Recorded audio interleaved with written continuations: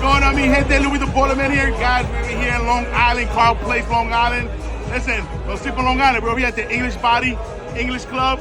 I don't know what the fuck it is. Body, English Body, but no, it's the sexiest party in all of Long Island. But I didn't come here just to come into the club and talk about promote the club. I don't get nothing from it. What I'm talking about is we're here to celebrate life and enjoy life.